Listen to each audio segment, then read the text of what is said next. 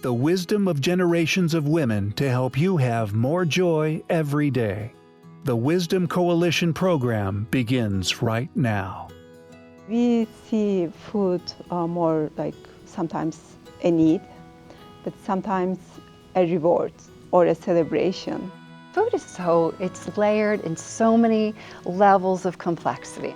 I just decided I didn't want to have a relationship with food anymore. It was too much work. What is your relationship with food? Welcome to the Wisdom Coalition program. I'm Nancy Wertine. And I'm Kim Howie. Thanks for joining us. We're talking today about a complicated issue, our relationship with food. It's a topic that's deeply personal, but also very important. And it can be frightening when you take a look at the statistics and what they say about how we can struggle with these issues. Studies show 20 million women and 10 million men suffer from a clinically significant eating disorder. One study says 75% of women report disordered eating behaviors. That means 3 out of 4 women have an unhealthy relationship with food or their bodies. 53% of dieters are already at a healthy weight and are still trying to lose weight. And 37% of women regularly skip meals in hopes of dropping pounds. To talk about these issues, Dr. Roger McFillin joins us now. He is a clinical psychologist and co-founder of the Center for Integrated Behavioral Health in Bethlehem. Thanks for being with us. It's great to be here. Thank you. So let's start out, first of all, with talking about what exactly is a healthy relationship with food.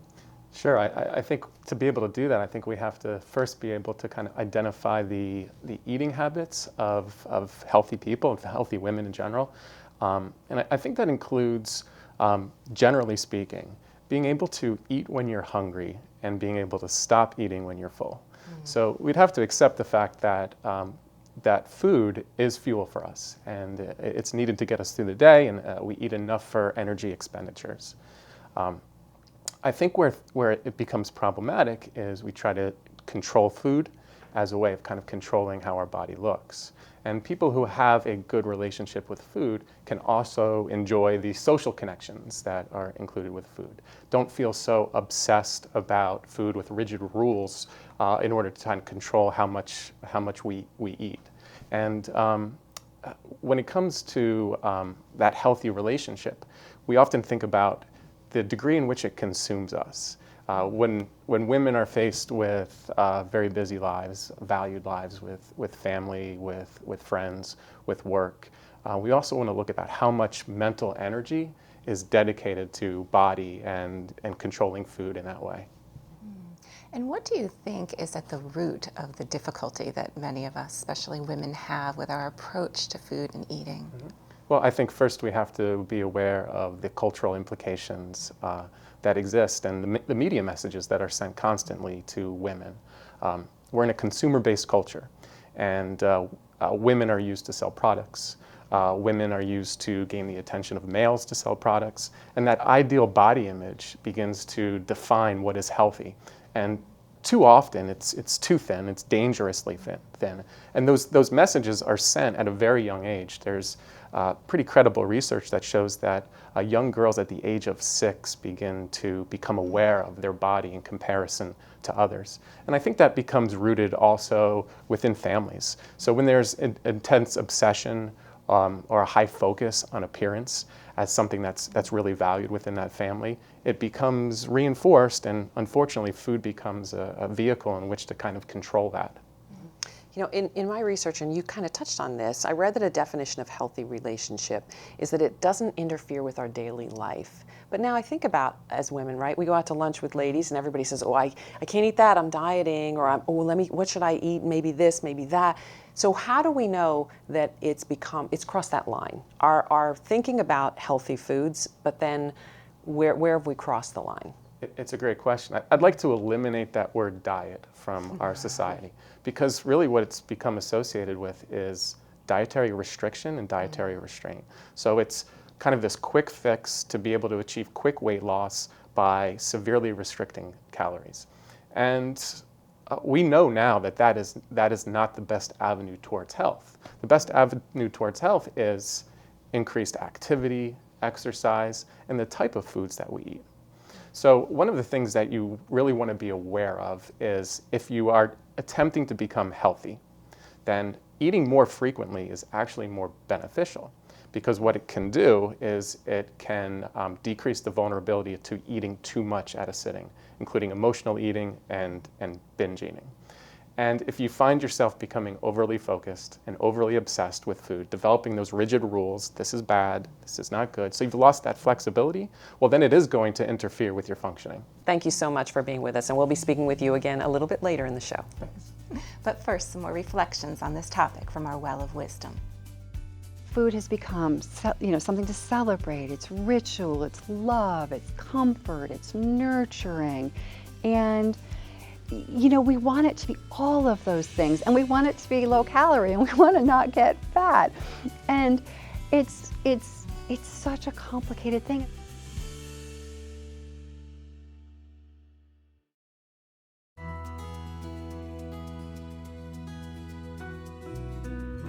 Welcome back. Our next guest is Jamie Karpovich. She teaches workshops on body positivity. She's been a food blogger and has even had her own TV show called Save the Kales. Yes. We love that. Thank you. So your message is really just trying to help people eat healthy foods and feel good about their body. What is the main thing that you would like to say about that subject? Body positivity is really rooted in grassroots activism, where we live in a society that tells us our value, particularly as women and feminine people, is based on how we look. That is how we gauge our value.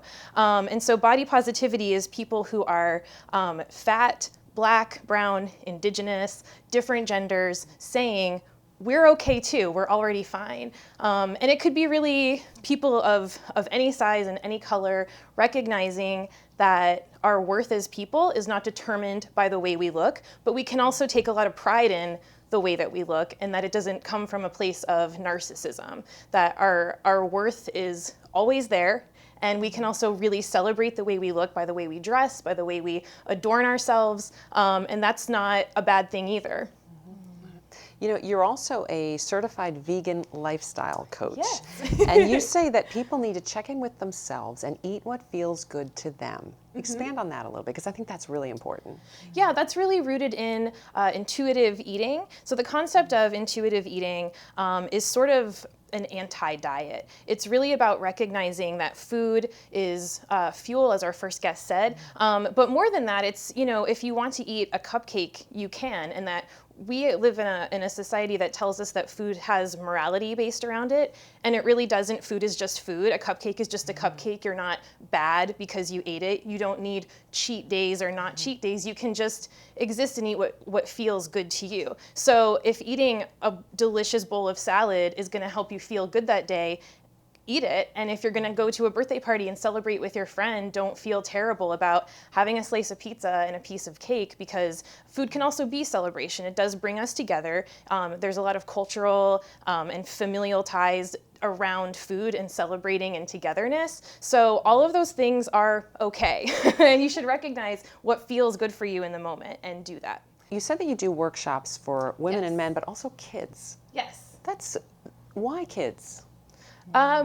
Kids, particularly with bullying, as we know, is a huge issue right now, as it always has been. But from such a young age, they're told that what they look like is indicative of maybe who they're going to be, how well they'll be doing in school, who their friends are.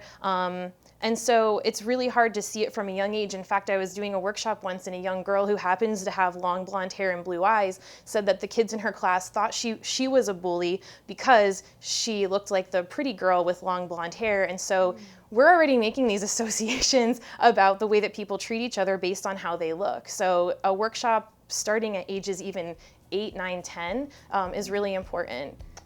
Thank you so much, Jamie. We're going to be speaking with you again in just a few minutes. Thanks for being with us. But you can go to our website, thewisdomcoalition.com, and learn more about this subject or other topics that we've discussed. My mom's 100% Italian, so in her culture, food is love, food is happiness. If someone's sad, you bring them food. If they're happy, you bring them food. So food definitely is tied to emotions, which can be good because it can be a way to uplift and support people, but it also can be bad because then when you're sad, you immediately turn to food. So that's something that as I've gotten older, I've struggled with.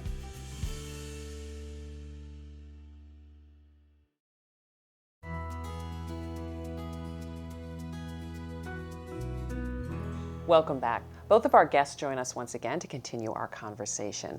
Let's first start out with talking about, when we think of eating disorders, I think, or unhealthy eating, people think of bulimia, anorexia, but there's such a large spectrum of things in there, isn't there, doctor, that would be considered unhealthy? There is. We've talked about emotional eating earlier, where there's a reliance on food to feel good.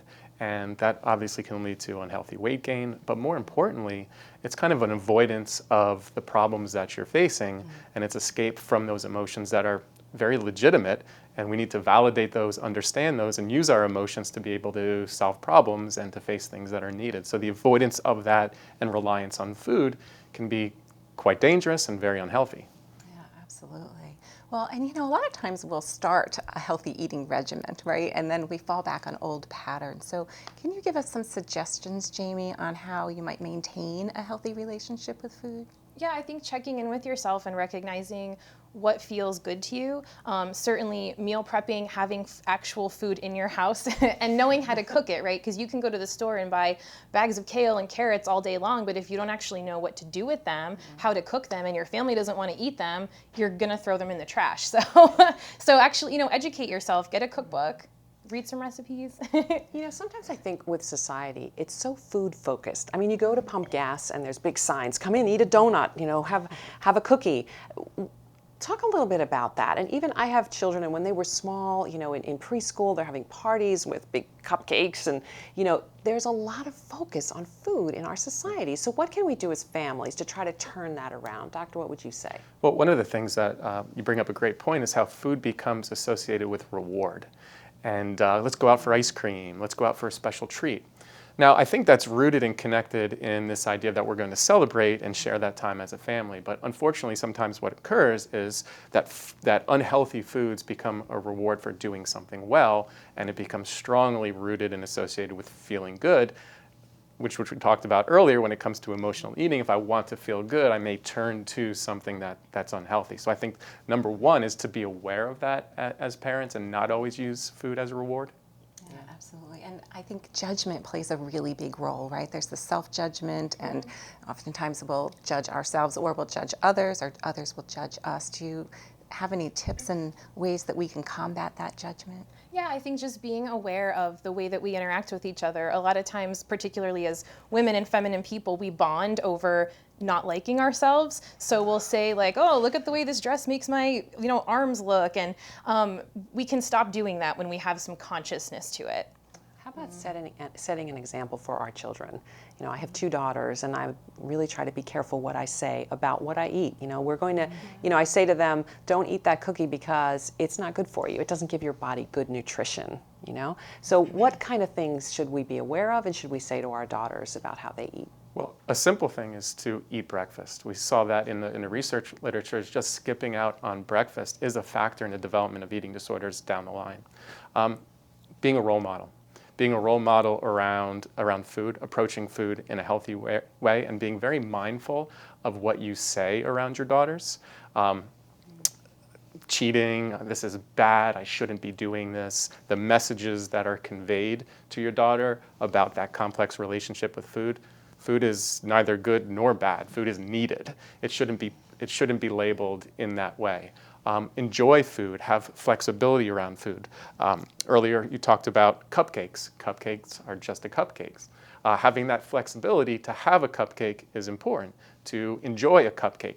The problems is when we overly rely on unhealthy foods to feel good, or they become a staple of our diet. So moderation and flexibility are really important. I would really stress modeling as mothers for your daughters. Absolutely, and I know you're a big proponent of whole foods, as am I. Can you expand on that a little bit? Yeah, I eat food that looks the way that it is in the first place. But I also eat everything. But as far as whole foods go, you eat a potato and it still looks like a potato, not necessarily French fries, but if you're gonna have French fries sometimes, that's fine too. But, eating, food that looks as close to what it looked like when it came out of the ground or appeared in the first place is what really whole foods are. And quickly, if you could just say a little bit of something about just raising our awareness of how we're eating and what we're eating and how we can kind of define if what we're doing is healthy or not. Well, one is bring attention and observe and notice that narrative or that story that is in your mind. I think it becomes problematic is when you begin to attach to that as absolute truth. So in a lot of ways, we teach mindfulness and meditation strategies to become more of an observer versus a reactor. Therefore, you can notice when those messages, which are highly rooted in family and cultural backgrounds, become influential in a negative way. So increasing awareness and attention is first and foremost. Second, become educated on what is actually healthy. Whole foods, nutrient-dense foods, flexibility, eating frequently, understanding that food is fuel and food is enjoyment, combat some of those messages that are really hard to die in our culture. And the weight loss industry is multi-billions at this point. So they are going to attempt to raise those vulnerabilities that exist inherently to try to look a certain way and then create programs and certain messages that are just inherently unhealthy. Thank you so much to both of you for being with us. We'll be back in just a moment from the kitchen. There is a push for people to look a certain way, and when they're not, and if they're not willing to be vulnerable, to talk about how that makes them feel, then that shame gets attached to it, and that shame can open the door to eating emotionally or not eating. Either way, there's no balance there, and I've been on both sides.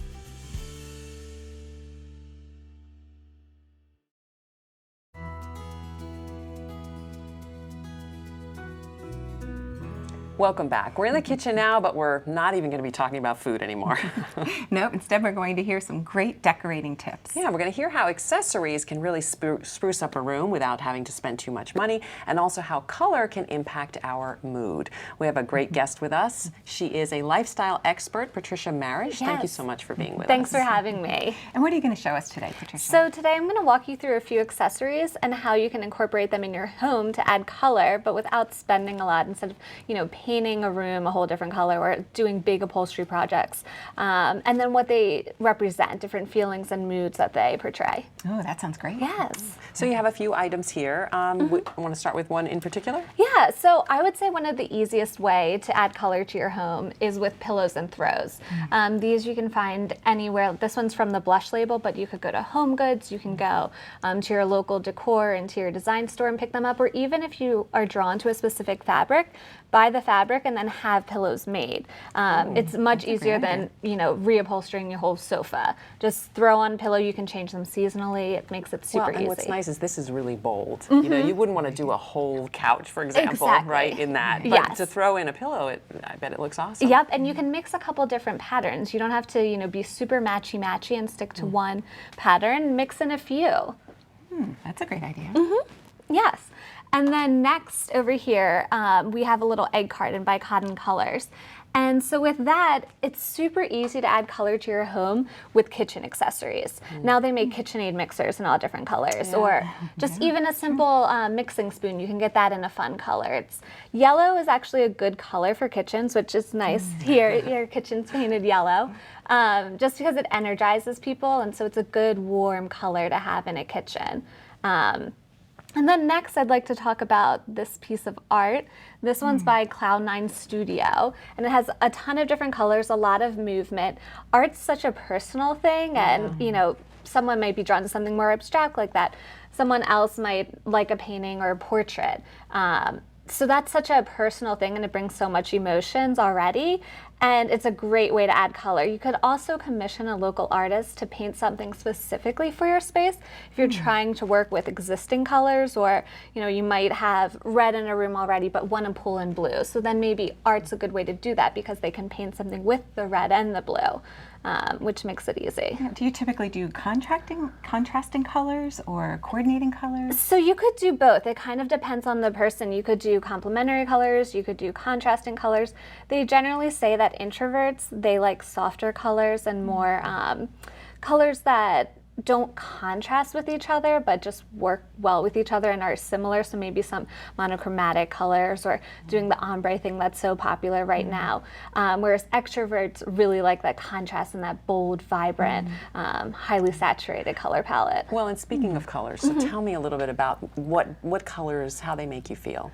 Yeah, so for example, red is a bolder color. That makes you hungry. If you think about it, every fast food chain, every restaurant, they have red in their logo, red in their restaurants, and that's because it makes you feel hungry. So that's a great color for your dining rooms then. Blue is much calmer and it's soothing and it's relaxing. So like the vase over here, it's good to put, you know, really in any room, but especially a bedroom, just because that's somewhere you want to unwind. Yeah.